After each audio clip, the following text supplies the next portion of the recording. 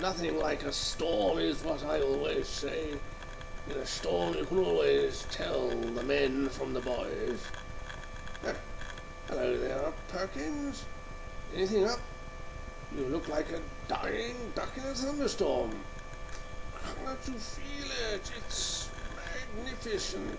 Absolutely magnificent.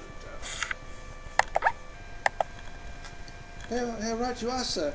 I've got something to report. Well, out with it, man. It's only that they've reported a leak down there in the other half of the ship, sir. What?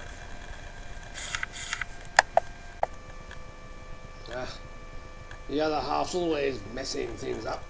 They're a lazy lot down there. Don't know their onions. And the leak, sir? Should we do anything to help? Don't be ridiculous, Perkins. If we did, it would only make matters worse in the long run, as I said before, and say now, doubtless not for the last time. They're a lazy lot down there. Spend most of their time sitting on their backsides, messing around, as my grandfather used to say. If we helped them now, it would only encourage them to have another leak, and then another, and so on. Let them splash around for a bit. It's the only way they'll learn. Oh, I suppose you're right, sir. You don't strike me as being completely convinced. Look, Perkins, if you're that worried, then go down deck and see what's going on. Perhaps that will put your mind at rest. Will do, sir. Should I give them a message? Well, come to think of it, you could. Say, I'm very concerned for them, and that goes for everyone this end of the ship. And tell them, the first thing to do is to find the hole. Emphasize that point. Find the hole and half the battle's over. However, the situation can be said to have returned to normal once the aforementioned hole has been plugged. Got that? Good man. And oh, you might add that they can be assured of the full moral support of the other half of the ship. Once your mission has been accomplished, give yourself a 10-minute break for tea, then report back if you would. There's a good man. Half an hour later. Look at those billowing clouds, those surging waves. I'm sure only Turner could have done 'em justice. Another remarkable thing, really, can I remember having had such a splendid view? It's so panoramic. I have the distinct impression that the horizon's actually receding. You can see for miles and miles. Can't remember having a view like this since my days as a cadet, when we had to climb the rigging. Oh, here comes Perkins. Looks like a dead duck in a hurricane, poor chap. Well, Perkins? Hello, sir. It's like in that poem we had to read at school, sir. Water, water everywhere, and not a drop to drink. This is no time for a poetry recitation, Perkins. There'll be plenty of time for that later, I'm sure. As far as water is concerned, all I can say is there's nothing unusual about that. We're at sea, you know, and when you get a leak, you must expect water. It's a law of life. Yes, sir. It's not so much the fact that there is water as the fact that there's so much of it. In fact, they've already had to abandon part of the ship, sir. Their part of the ship because of the water, sir. And I would not be fulfilling my duty, sir, if I omitted to say, sir, that morale is sinking, rather like their half of the ship. Oh, didn't they say anything when you told them my message? Well, I think they did say something, sir, but, well, I couldn't catch everything, sir, with all that splashing around. It was something about playing rugger, as far as I could hear, sir. But to change the subject, I had the distinct impression that there was some truth in what they were saying about their part of the ship sinking and all. To be open and frank with you, Perkins, that does raise my concern. But hold on a moment. I think I can get to the bottom of this.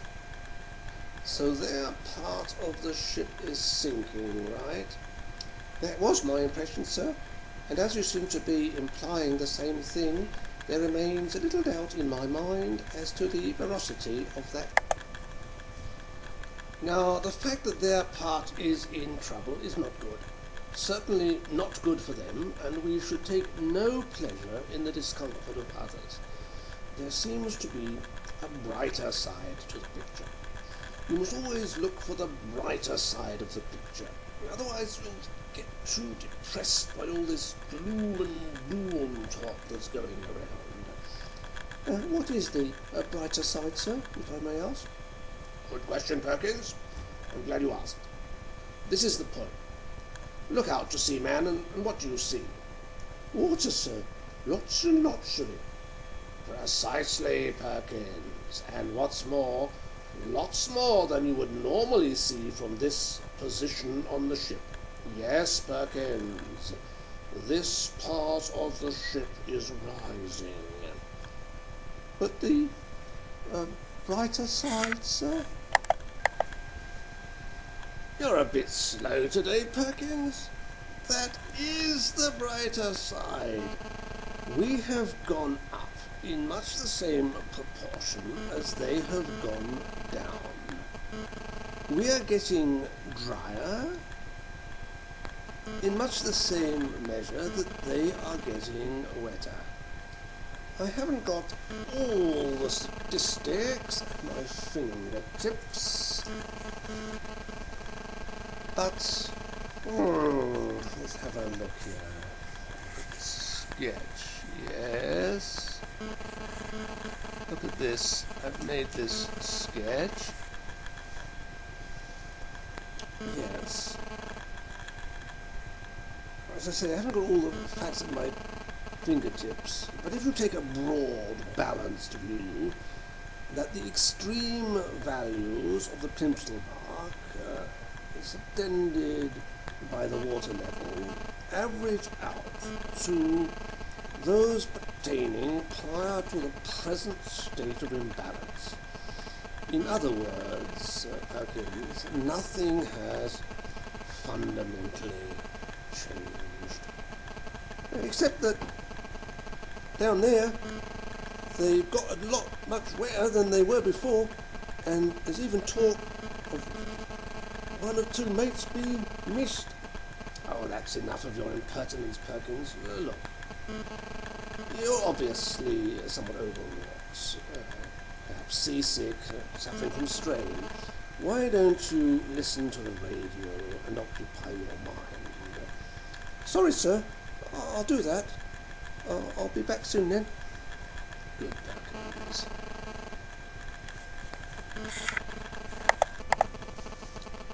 "10 minutes later. You back so soon, Perkins? Glum as ever? What's eating you, man? I thought you were listening to the radio.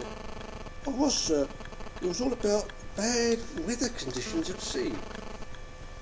And it wasn't only that, sir. Come off it, man. What else?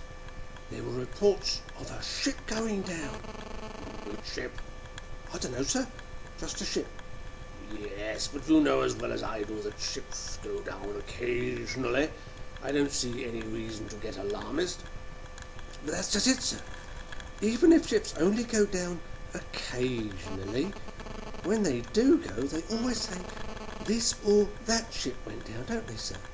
You're babbling, man. Speak plainly. They never say half a ship or a third or a quarter of a ship, sir, do they?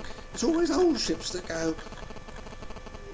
This is all very well, Perkins, but is what you're saying irrelevant to the present situation? Do you really think so? Yes, sir. Reasons? We're on a ship, sir. True enough. Did you mind if I add one further word to my previous statement, sir? Get it off your chest, man. Don't get the wind up, Perkins. You'll worry the others. Look, to be perfectly honest with you. I share your concern with the present situation. Why don't you go down to the lower half and lend a hand? I'll stay up here for a bit and make inquiries. As you say, sir. Excuse me, you wouldn't happen to have a bucket with you? Or better still, could you possibly direct me to the nearest lifeboat?